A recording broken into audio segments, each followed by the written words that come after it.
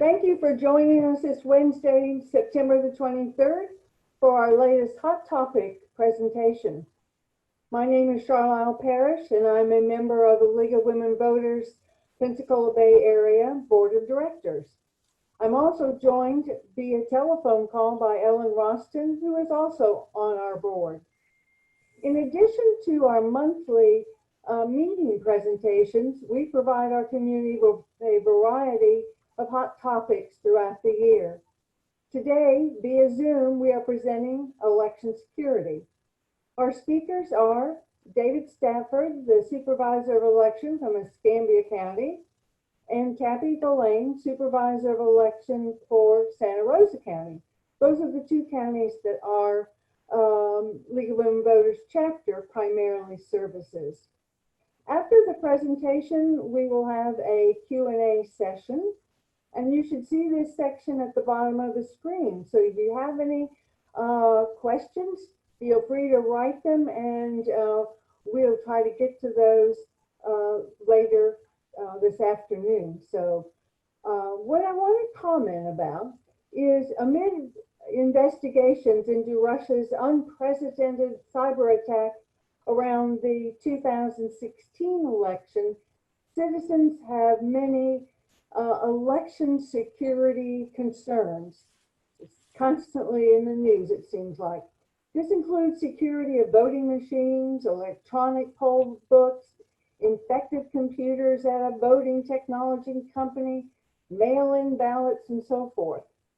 So we'd like to start today's hot topic with David Stafford to give us an overview of what his office does and steps he takes to provide for the best election security he can offer the public. And then we'll have Tappie talk about her procedures and things that we do over in Santa Rosa. So Mr. Stafford, you're on. Well, thank you. And thank you for the opportunity to join this Zoom session that's, I guess, being broadcast live over Facebook. Technology, we've had to adapt and adjust, and but I appreciate the opportunity to share some of information about what we've been doing to help secure our elections, not only here in Escambia County, but the state of Florida and the nation. So first thing I would say is that election security is nothing new to election administrators in this country. You know, this has been part of the job since day one. What has shifted is the type of the spectrum of what falls under this issue of election security. If you look at the past, say, 20 to 25 years in elections, a lot of the advancements that we've made to make elections, quite frankly, better and more responsive to the public. Things like early in-person voting, that is hugely popular, not only here in Escambia and Santa Rosa County, but again, across the state. That's made possible through technology. And so when you start introducing more technology into the elections process, again, with the intent of helping serve the voters better, that obviously introduces another element of risk, an additional element of risk into the process. So it's all about managing that risk profile. And so what we saw in 2016 was a sort of and again, you can go out and read all the public material, whether it's the indictments, the Senate Intelligence Committee reports, the Mueller report. If you want some good bedtime reading, those are good places to start. But you can see that there was an effort by foreign actors to try to meddle into our elections, and it was done sort of in look at it in three different buckets. There was the effort to target it at the campaign side, then there was the infrastructure side, and then there was the mis and disinformation side. So there are kind of three different elements. And so what's happened since then is there's been an unprecedented effort. It began really in January of 2017, and that's when there was a significant event. Not only was there a there was an intelligence community, a unified intelligence community report on basically what happened.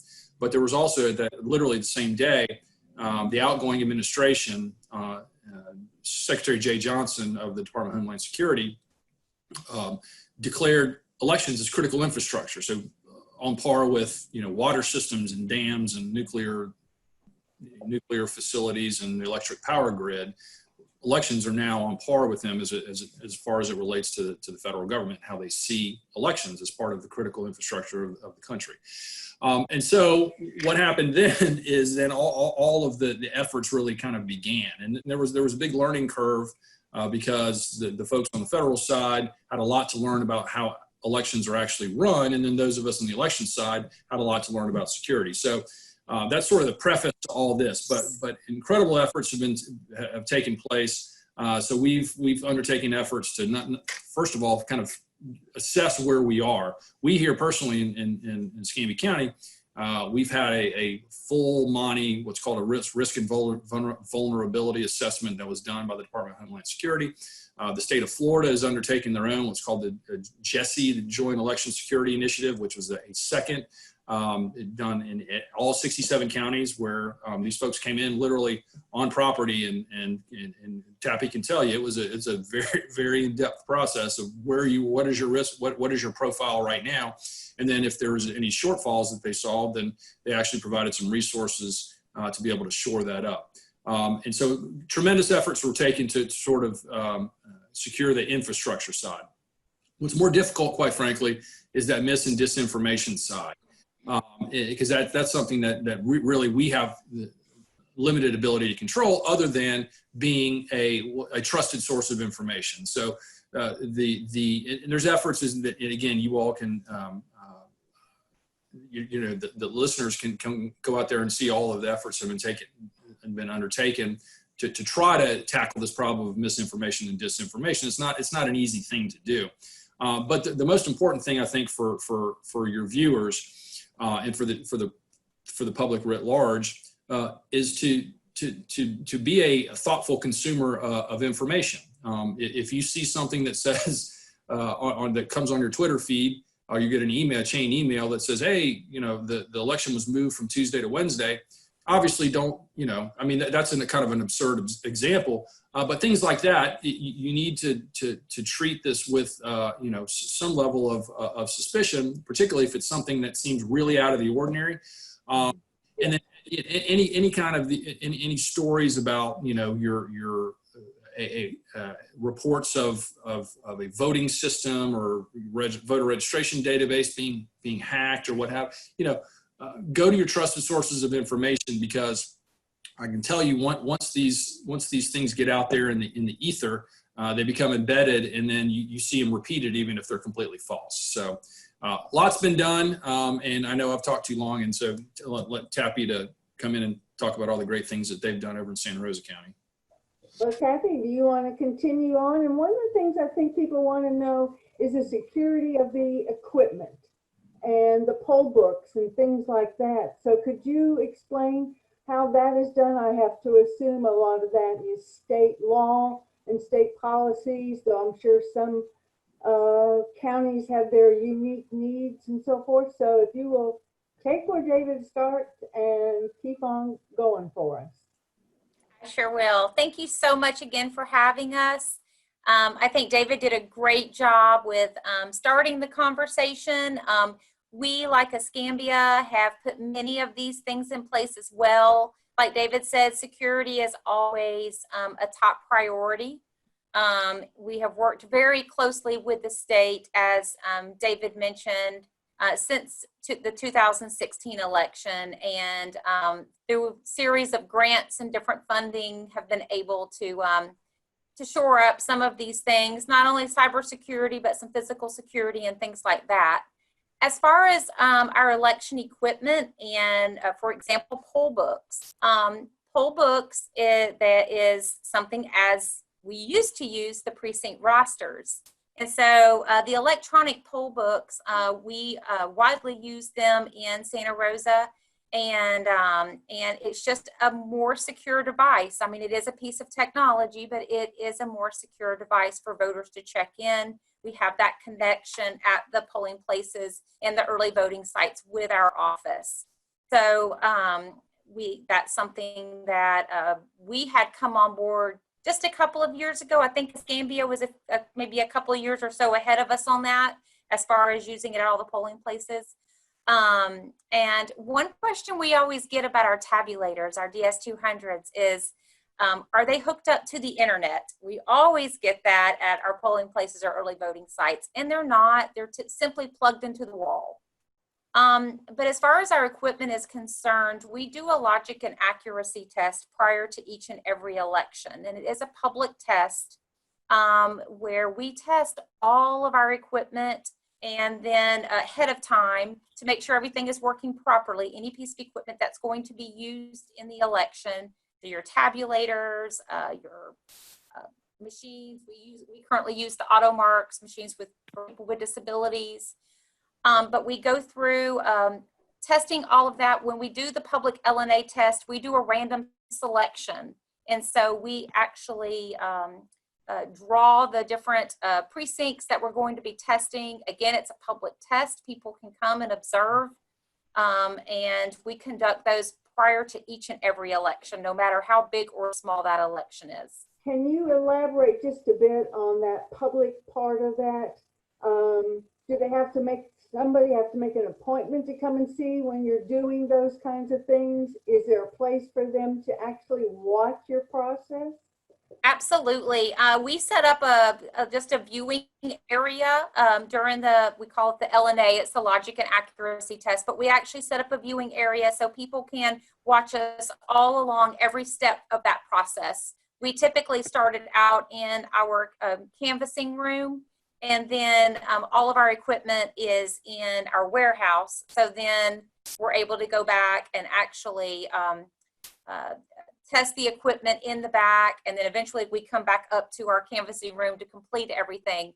But people can observe every step of the way. And what's your time frame on doing all of those testing? Either one of you can answer. How soon before an election? And do you do any of this in between elections by chance? David, do you want to comment?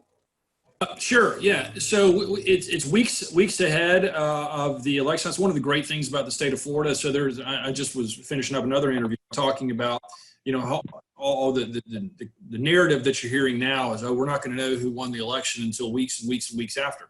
That may be the case nationally, but I can tell you this: in the state of Florida, you will have easily 2/3 and probably more like 60, well, it is 2/3. Sorry, that's my University of Florida math there. 75% could be as much as 75% of the votes cast in this election. You're going to know within probably 2 hours of the polls closing. And the reason that is under state law, we have to, within the first 30 minutes of the polls closing, report all of our early votes.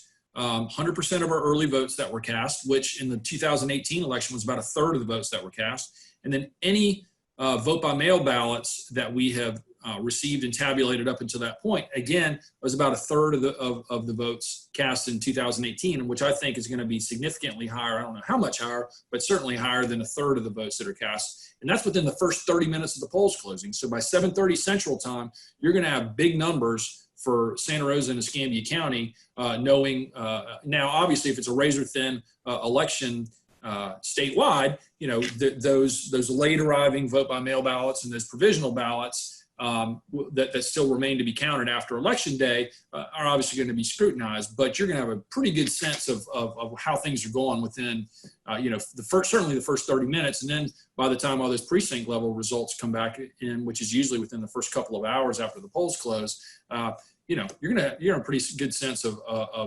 where Florida is. But that logic and accuracy test, usually about 3 to 4 weeks in advance is when we will do that. And the other thing I would mention is that on those electronic poll books, right? So that's great.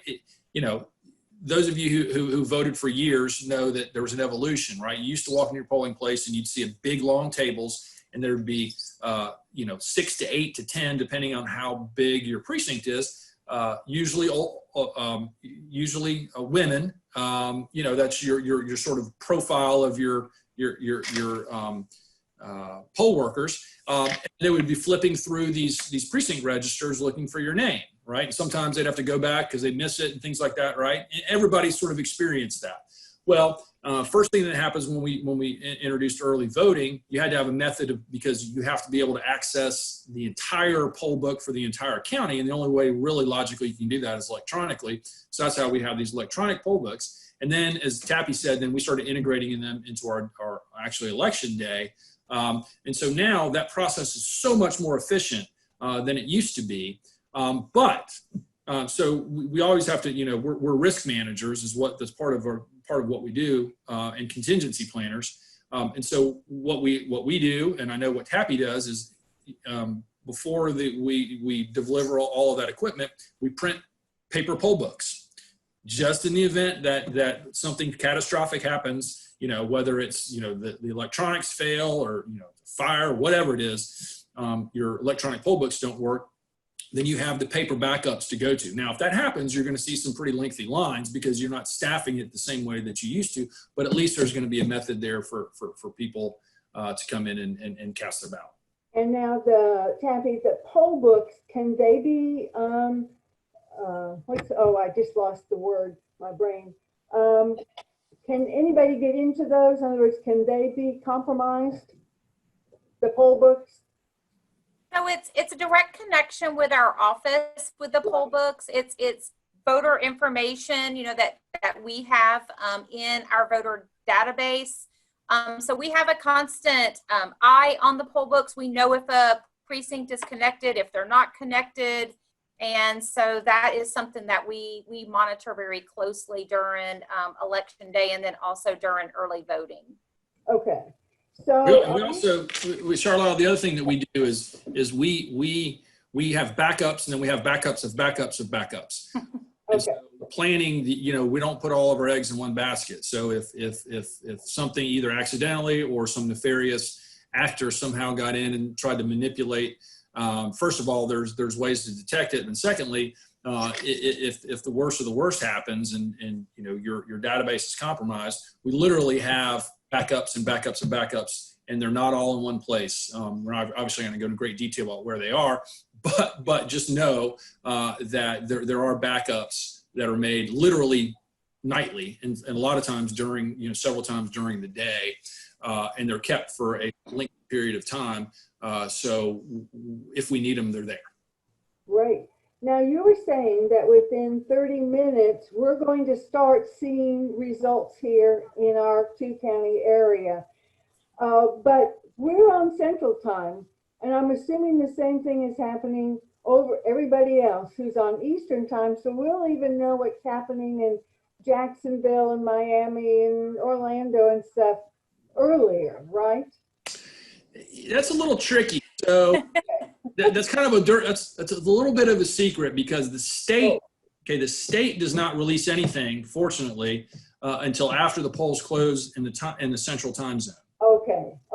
If you're really curious, then in other words, if you go onto my website and Tappie's website, within that first 30 minutes, then you're going to be able to see it there. In addition, if you go to the state website, same thing happens in Pasco County and Miami-Dade County and Duval County, except if you go on there, which I do, and I know Tappie probably kind of see how things are going, you can go to their website, which it makes it a little more laborious. You have to go to each individual website, and you can get, like, in other words, if you pick out a county or two and you think they might be a bellwether county, so you go look at them at 6:30 Central Time.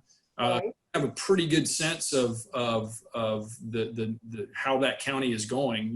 Probably again 2/3 or more of the votes that are cast, you're going to be able to see. Okay. So therefore, the state's not going to start nationally publicizing anything until after the polls are closed in the Central Time Zone. That's right. Yes. Is that what I'm understanding? Yes, ma'am. Okay. Now, tell me, I was looking at your site and I noticed that for early voting, both of you are going to start on October the 19th to the 31st. I believe I read that. What are your hours open that people can go to the early voting sites, and are they posted on your webpage? Yes, ours are posted. It'll be 7 a.m. to 7 p.m. and we will have 6 sites. We have added 2 additional sites for this upcoming election. All righty. What about Mr. Stafford? We're still in the midst of finalizing hours. Okay. We'll have a minimum of 9 sites, which is what we have done over the course of this past the previous 2 elections this year, and then I think we were at 9. We were at 9 in 2018. There's a couple of outstanding, and we haven't finalized our hours, but we're almost assuredly probably going to go to that same 7 to 7. So what that means is you guys have a lot of staff during those early voting times, because if you're open 7 days a week, 12-hour days, that's a big commitment. it's 13 consecutive election days is really what it boils down to before the election day. Okay. And Charlotte, you work with us, you know, there's 7 people plus myself. There's 8 of us. So we utilize, as I know David does, a lot of our poll workers. And, you know, we couldn't do what we do without all of these folks. So they really help us out during this time to man these places and to, you know, just go ahead and start that process. And they do a fantastic job. Great. I mean, I've always thought it was a privilege that I could work for the county to do that. That was always lots of fun. Now, the last day to register to vote, Mr. Stafford, is what's our date for the last, in case somebody still hasn't registered or needed to change their registration, what can they do about that? So the deadline for when we get to a general election, there's more restrictions on the in a primary election, particularly with party affiliation. But the big thing is you have to be registered to vote somewhere in the state of Florida by October the 5th. Coming up, and so what's called the book closing deadline for the state of Florida. So again, that means a new registrant, so somebody who is not currently registered somewhere in the state of Florida must do so on or before October the 5th. Now, under state law, you can postmark. I certainly wouldn't recommend waiting to the last minute, particularly because we have online voter registration, and you can go to any tax office or public library, much less a elections office to go register to vote.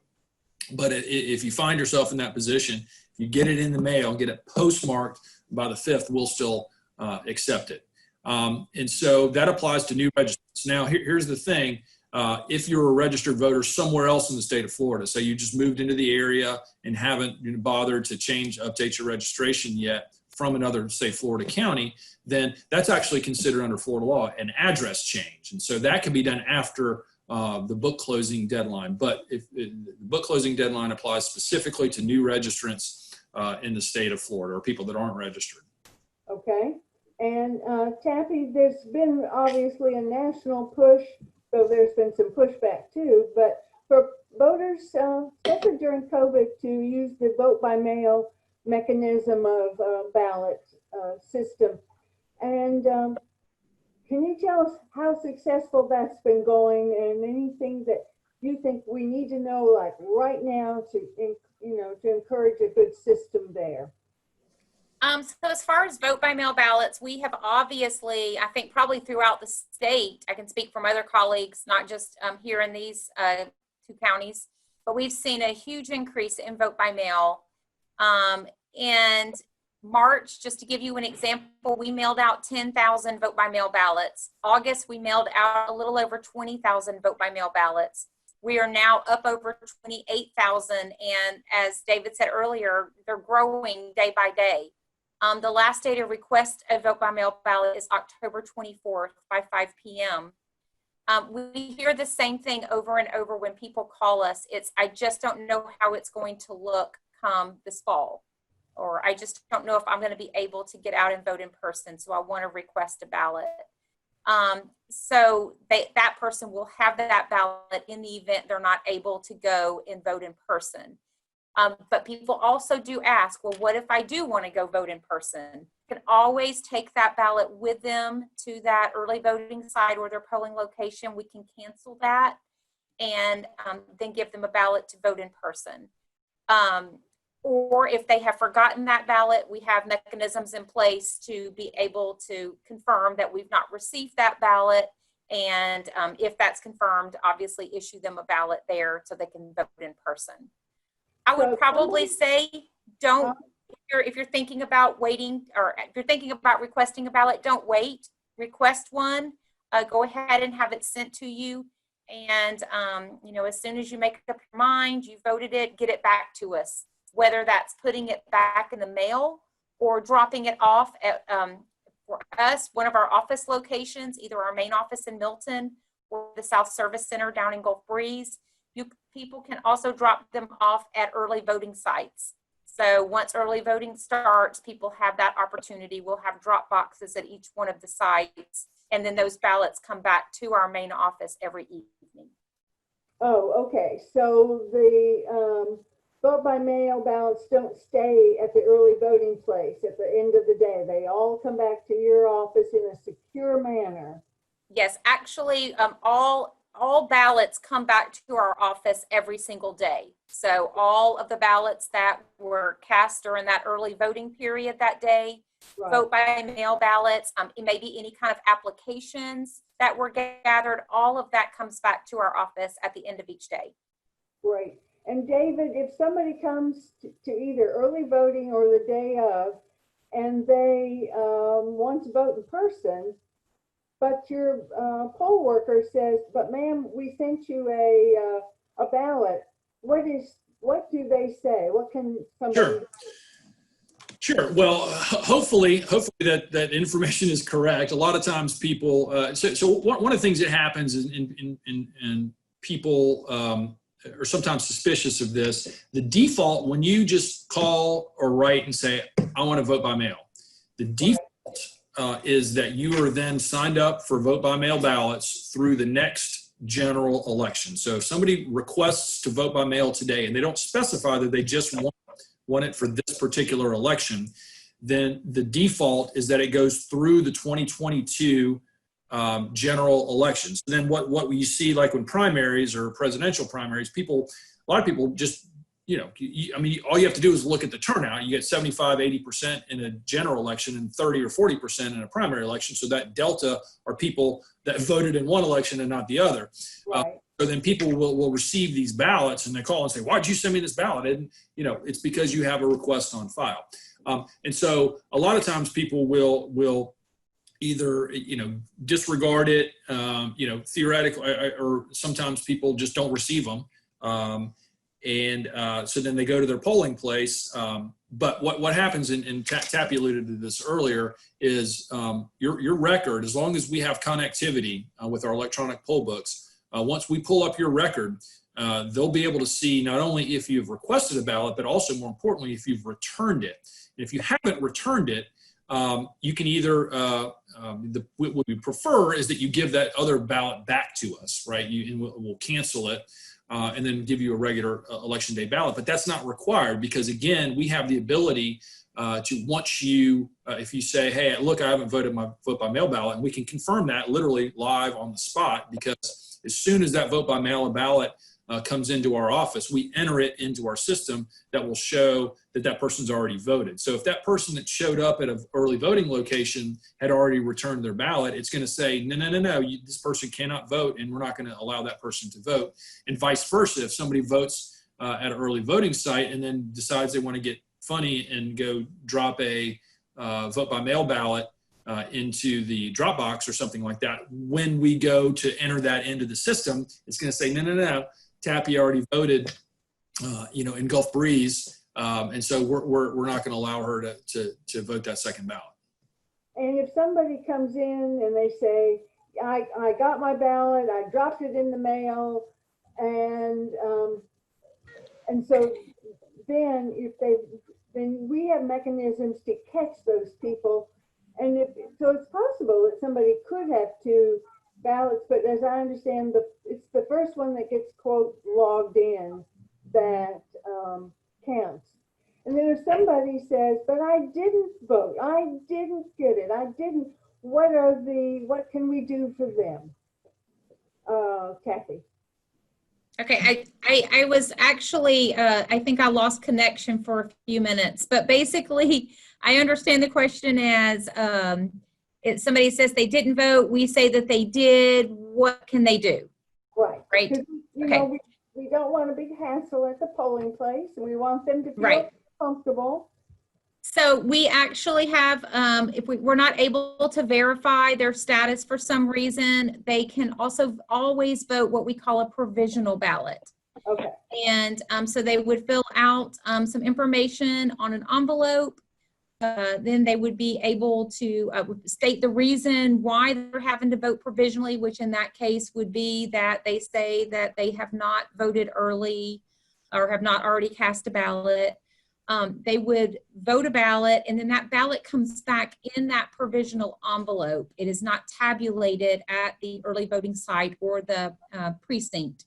Right. Because we don't know if that vote will count or not. So those provisionals come back to us at the end of the night. And then a couple of days later, we do it on Friday morning, but the Friday after the election, our canvassing board will canvass all of those provisional ballots that have been cast during the early voting period and or election day. So it's possible that there are some provisional ballots that will count. Oh, absolutely. Absolutely. That 48-hour period basically gives us a chance to go back and look. Maybe you know, another person was pulled up in error and a vote was cast under that person's name.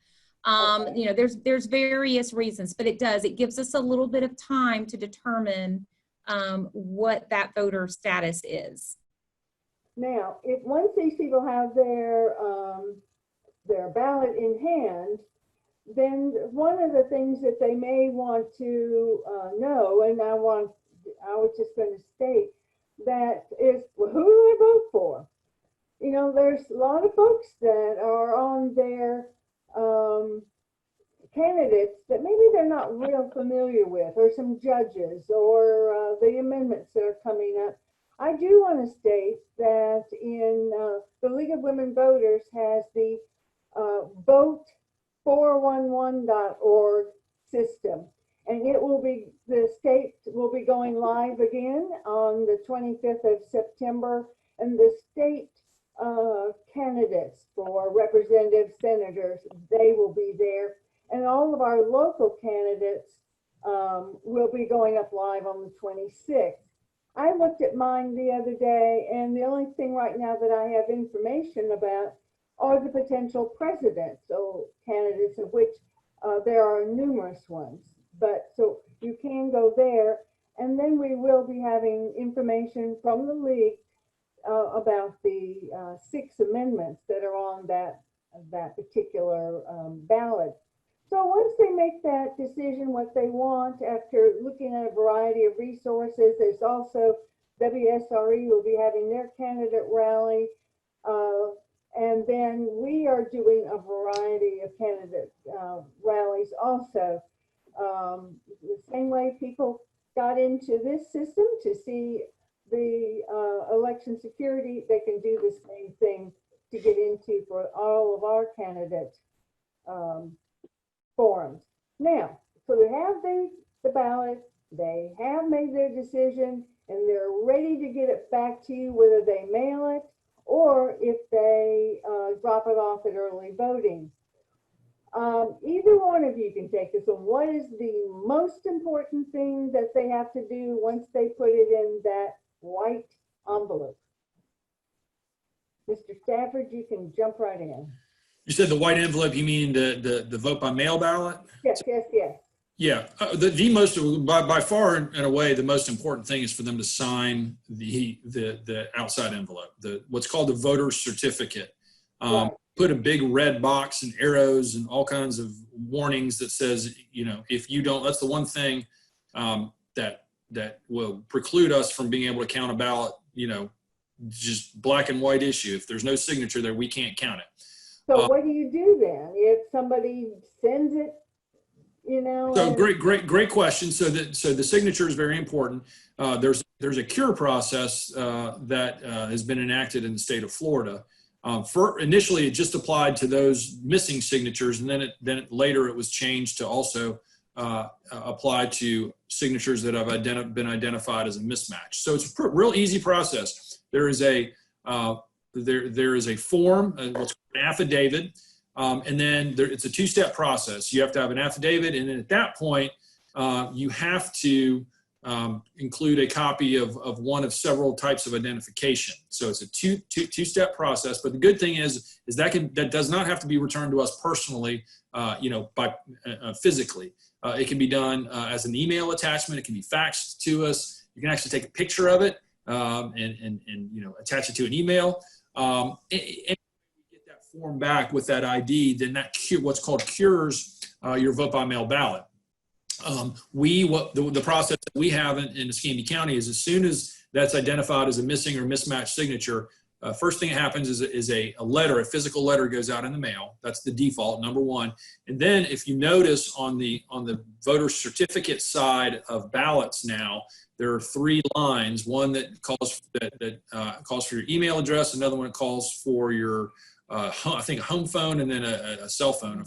I don't have one in front of me, but I think those are the 3. And so if there's any information in those 3 categories, then we also reach out in that method as well. So we're do our best to try to get, first of all, let you know, and secondly, get that information to you. And the other way that voters can always tell is both Tappie and I, and actually all other 65 supervisors in the state of Florida, have a track my ballot method on their website where you can go in there and see was your ballot received, and if it was set aside as potential, that there was a problem with. Okay, great. So that's one of the things that I think a lot of people, I got a lot of questions for during the primary was, well, I don't even know whether they got it or not. And it was the tracking mechanism. And I've looked at both county websites, and it's really quite easy to find that right there. And I was able to inform the folks about that. Now, you say if, they come into your office, obviously they're scrutinized, and it's not that they don't have a signature, but the signature quote doesn't match.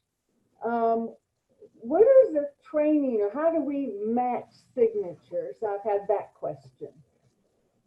Tappie. So we always have a canvassing board workshop. Our association holds a canvassing board workshop prior to each and every election cycle. And so signature verification training is offered at that workshop that's held. And then it actually, there's an online training that mirrors what we had at that particular workshop. And so I know the staff that I have here, that's part of their job as far as signature verification, they also go through that training as well. Okay.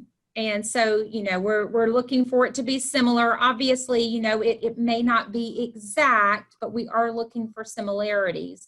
Okay. And as David mentioned, with the cure affidavits, that's really been a good thing because it gives people the opportunity to not only cure their signature, but we had a lot of folks in the August primary that simply put their ballot in the envelope and just sent it in. They didn't sign it. So those being able to reach out to voters and let them know that there's an issue with their ballot, either they forgot to sign it or the signature, doesn't match, has some type of issue, get in touch with us so that we can make sure that you have the opportunity to cure this. Okay. And it's really been a good thing. We have a lot of people that take advantage of that. Wonderful. Now, obviously, in the past, I know all of us voters, if we used the vote by mail, we had to put a stamp on it. But I know in Escambia, for whatever reason, you have you are prepaid envelopes. Can you tell us about that, please, Mr. Stafford? Yes, we made a good faith effort early in the year when it was the internal decision that we made that recognizing that people were going to perhaps be uncomfortable voting in person. And we thought there was going to be some money, some grant money available to us, but we went ahead and said, even if there's not, we'll figure out to pay for that, take that sort of off the table for us. The good thing now is for voters, they have multiple opportunities. And so Tappie mentioned earlier, we both will have drop boxes at all of our voting locations. We have a 24-hour drop box that's accessible at our office. It's a secure drop box that actually the physical box is actually inside, secured inside. So there's multiple ways and opportunities. But it is a costly thing. If you start doing the math real quickly, candidates know this if they're having to mail everybody. Expensive proposition. So, but voters have plenty of opportunity to be able to return that ballot, whether they want to put it in the mail, or whether they want to return it in person. And one thing I want to highlight.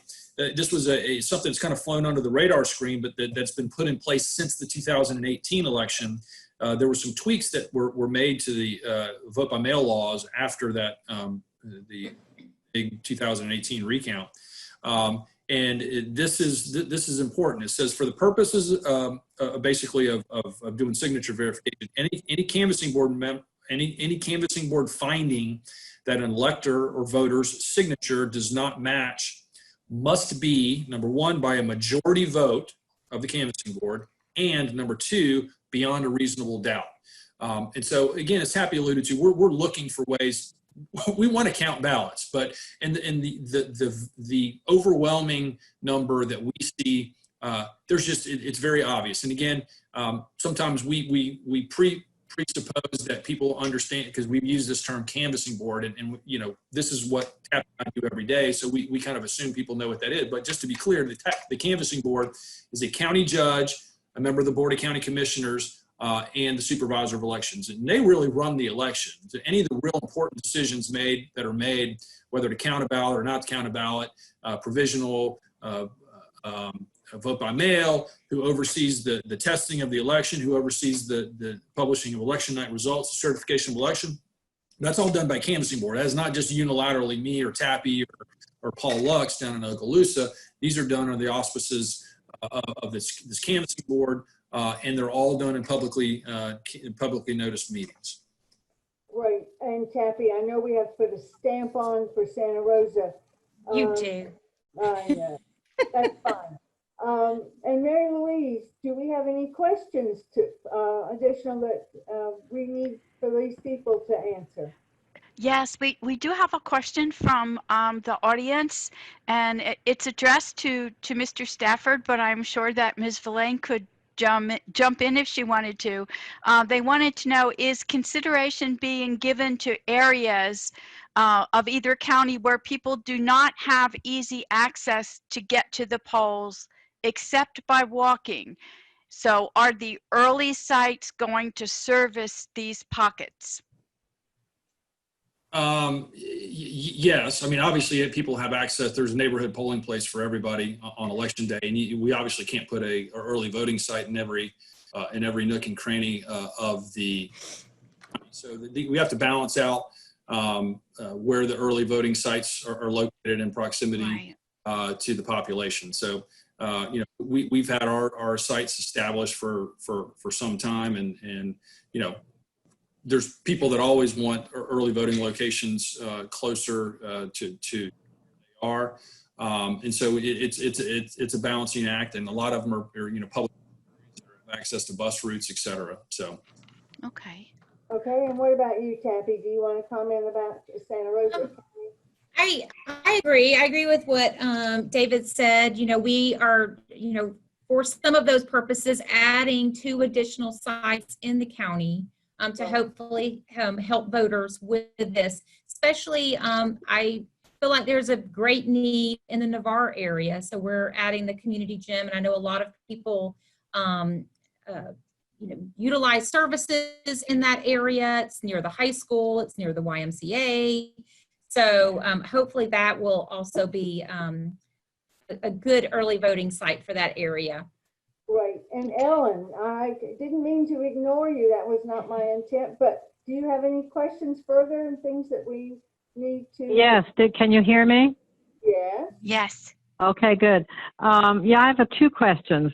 Concerning election security, I feel pretty comfortable with what's going on in our local counties. What are the protections when those votes are sent to Tallahassee or wherever they go to make sure things aren't being changed? You want me to take that? Those are, we certify our results. And so we're always going to have, the electronic transmission is really, it's the same as, I would equate it to writing it down on a piece of paper and going and taking it to Tallahassee. It is just a method of transmitting those results. Not like we take everything and then it's gone from here and we don't have any record of it. And then however however it shows up over in Tallahassee is, that's it. All that is a representation of what so we always hold the official results for our county in our county. And for instance, even the results that come over from the precincts on election night, those are all unofficial. The official results always reside with our office, and we check and double check and triple check. Not only do we do our pre-election testing, but importantly, we also do a random post-election audit, random selection of a contest, and then random selection of precincts to verify that the results as reported by our voting system match the actual physical counting of ballots by human beings. And I know for Tappie and as well as for Escambia, those have never been anything but 100% accurate. Right. So in other words, you have a method of checking after you send in the results to Tallahassee. You have a method to check to make sure they have it right. Multiple methods. That's right. I mean, okay. Official way where we actually can go on their website and look and see did they get it correct. And then also there's sort of the official ways that we verify that as well. Okay. And Mary Louise, do we have any other questions this evening? No, the two supervisors of elections answered the other questions that appeared. Well, so they took care of it. I have one more question. Oh, Ellen has one more question. I have one more question. Okay, go, Ellen. She's reached her limit. If you want to, okay, if you haven't looked recently at what your signature was for signing your ballot, do you have to go to the supervisor's office to look and see what your signature is on file? Can one of you take that? Yeah, you would need to come in to see what your exact signature looks like. I mean, people can always do a signature update if they're not sure. They can do that by filling out a voter registration form, or even just sending us something in writing, letting us know that they want to update their signature. Keep in mind, if somebody is voting early or voting at their polling place and we're using the electronic poll books, we are actually capturing all of those signatures for that person whenever they sign in. So that becomes part of their voter record too. So many, many times we have multiple signatures on file for people. We've also, may have precinct rosters scanned in. So many times, like I said, we have multiple signatures for a person. And then the other thing is if they've been identified in a previous election with a mismatched signature and they had to do a cure, that cure then becomes part of their record as well. So that's something we checked before we identified it as a mismatched signature. But you're right. And the reason that is, Ellen, the reason they have to come in versus us being able to send it to them is because a voter's signature is protected under Florida public records laws from copy. It can be viewed but not copied. There's certain things that can't be viewed or copied. A signature is one that can be viewed but not copied. So a voter could come in and literally look and see what their signature looks like. And if they're unsatisfied with it, they can. But the easiest thing is just to sign the bottom of a Florida voter registration application, put your name and your date of birth on it, and just send it in, and then you know you're good to go. Okay, thank you. Ellen, anything else that you'd like to That's all for me, yeah. All righty. So, guys, unless you have something else that you'd like to add to our discussion today, we really appreciate your time and the information that you've given us. And I have your emails that if I get any more questions, I'll send those to you. So, thank you. The last thing I would say is just time is not your friend when it comes to elections. And so the sooner we don't want you to vote before you're ready to vote. But if you're a vote by mail voter and you know exactly who you're voting for and you've done your research on the candidates and the amendments and all that good stuff. The other thing that didn't come up is, but I think both Tappie and I have 2-page ballots, which is going to mean that the actual tabulation side of the balloting is going to take longer. And so just allow yourself a little bit more time. The content of the ballot really, is not going to be that much different than previous elections. The reason it's on 2 cards is now we have to do everything in English and Spanish. And so if you think about it, if you basically have twice as much text, it takes up more space. And so again, hearkening back to what I said before is that vote as soon as you're ready, but as soon as you're ready, vote. Because the closer that you wait to election day, what is election day is your last opportunity to cast a ballot. And Tappie, absolutely. Yeah, absolutely. I agree with David. We don't want the first time that someone has seen this 2-page ballot when they get to the voting booth. right. Hopefully You'll be sending out some sample ballots, will you not? We will. Yeah, we'll be sending sample ballots. We're still a few weeks out from that, but we will be mailing that to all voter households. So we are encouraging people to look at the ballot, as David has said multiple times, know how you're going to vote, because we could see some significant lines at either early voting sites or precincts if people are not prepared when they get to the in-person voting. If they're in the voting booth and this is the first time they've seen the ballot, they may be there for a while. That's true. And Tappie, you want to make a comment about whether the poll workers can explain the ballot to them? I mean, other than filling in the oval? Oh, yeah. No one can explain the ballot. We can assist a person with reading a ballot, right, marking a ballot, but we cannot explain the ballot. Right. And Mr. Stafford, did you have a comment? No, I would just say, and that can be a point of frustration. I've had, I've gone to polling places and early voting locations, and people look at me like, just tell me what this means. For a host of different reasons, everybody's description of what a very verbose description of a constitutional amendment that was written by a bunch of lawyers. Katie barred the door on how many different versions of that that you would get, depending. You ask 10 people, you get 10 different answers. So, and also, of course, you don't want to try to be accused of trying to lead somebody to vote one way or another on a particular. Actually, the one that we get the most complaints about are judges, because they say, we don't know. Yeah. Where can I find information about judges? And I know there's a couple of resources out there, but yeah, once you get to the polling place, that is if you need physical assistance or need somebody to read the ballot to you, we can help you out, but we can't tell you how to vote or what things mean. I will let the audience know that the league is doing 2 presentations about the amendments. The slide presentation has been designed through our Florida office in Orlando. And our first one that we're going to be doing will be October the 8th at 3 o'clock. And the other one will be at our regular meeting time, which is on October the 17th at 10.